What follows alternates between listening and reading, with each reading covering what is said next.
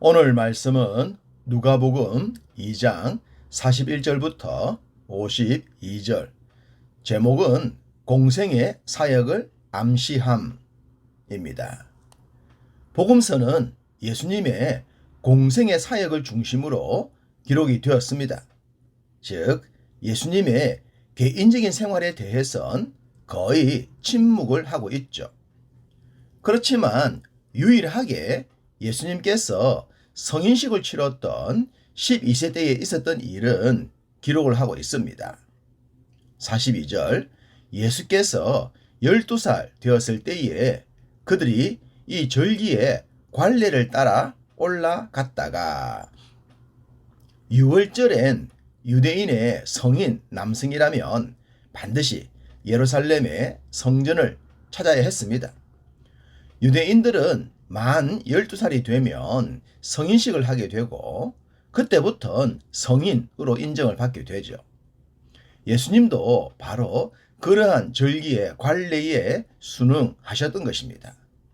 아마도 예수님은 그 후에도 6월절이 되면 예루살렘을 찾으셨을 겁니다. 그렇지만 성경은 공생애로 등장하시기 전까지는 예수님의 그러한 기록을 남겨놓지 않았습니다. 중요한 것은 공생의 사역을 통해 구속의 사역을 완성함에 초점이 맞추어져 있기 때문입니다. 그럼에도 불구하고 본문의 내용을 기록한 것은 이때로부터 예수님의 공생애가 어떻게 전개될 것인지를 암시함이 아닌가 싶습니다. 또한 예수님은 완벽한 인간이셨지만 인간만이 아니라 하나님의 아들이셨음도 보여주고 있다는 겁니다. 일반적으로 성인식이 되기 전까지인 대부분의 아이들은 엄마와 함께 시간을 보냅니다. 그러다가 성인식을 거치게 되면 아빠와 함께 시간을 보내게 되죠. 성인이 되었으니 어른의 역할을 해야 했기 때문입니다. 그러다 보니 이 시기엔 자칫 아이가 엄마와 있는가 아빠와 있는가 하여 위치를 종종 놓치곤 했던 것입니다. 오늘 본문도 그러한 배경을 하고 있습니다.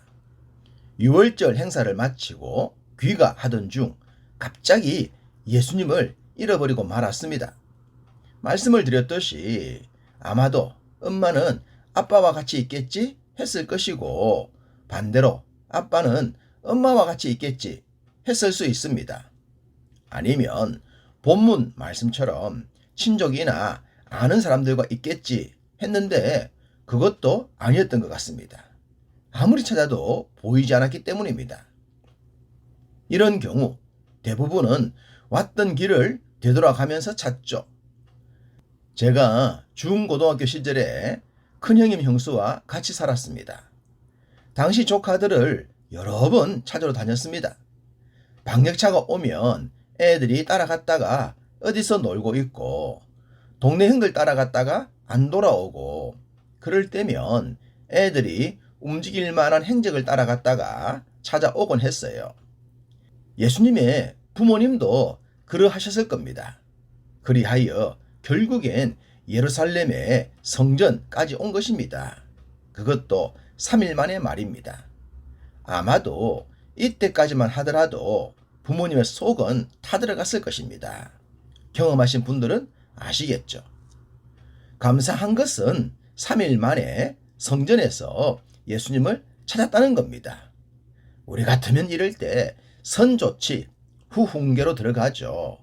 일단 한 대 때리거나 큰 소리를 친 후에 왜 그랬는지 설명을 듣습니다. 그렇지만 지혜로운 분들은 먼저 설명을 듣고 그 다음에 어떻게 해야 한다고 가르치죠. 잘못을 했을 때는 그때 야단을 치는 겁니다. 저도 지금은 그렇게 하려고 노력합니다. 앞서 말씀드린 것은 웃자고 한 상황이니 리얼로 생각하지 마십시오. 아이를 잃어버렸던 경험이 있으신 부모님이라면 이때 부모님의 마음이 어떠했을까를 잘 아시기에 이런 표현까지 해봤습니다. 3일 만에 예수님을 찾았으니 요셉과 마리아는 얼마나 좋았을까요? 그러면서도 화가 날 수 있었겠죠. 그런데 어린 예수님은 그러한 부모의 마음을 더욱 놀래킬 행동을 하고 있었습니다. 46절과 47절. 사흘 후에 성전에서 만난즉 그가 선생들 중에 앉으사 그들에게 듣기도 하시며 묻기도 하시니 듣는 자가 다 그 지혜와 대답을 놀랍게 여기더라. 이스라엘의 최고의 석학들, 최고의 종교 지도자들, 율법엔 누구에게도 밀리지 않을 것이라는 확신을 가진 자들과 묻고 듣고 답하고 있었기 때문입니다. 뿐만 아니라 그들이 그 지혜와 대답에 놀랬다고 합니다. 할렐루야!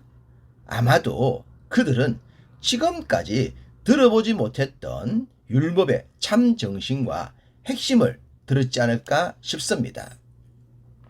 바울이 헬라를 전도할 때에 헬라의 철학자들에게 복음을 전했죠. 그들은 자신들의 철학적 사고로 바울을 이기지 못했고 급기야 바울을 말쟁이라고 정의하고 말았습니다. 이 말은 바울의 복음이 그만큼 확실했다는 겁니다. 철학적 궤변으로 상황에 맞춘 논리가 아니라는 것이죠. 어린 주님도 동일했을 겁니다.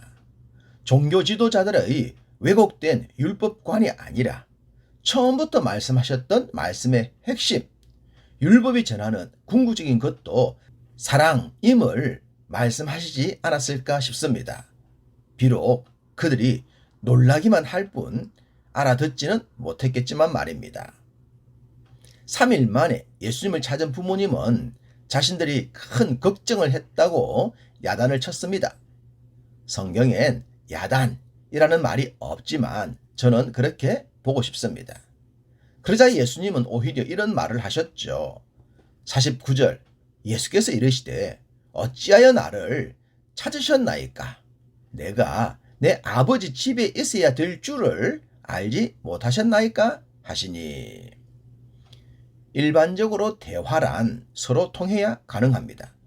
야단도 야단을 수용해야 효과가 있죠.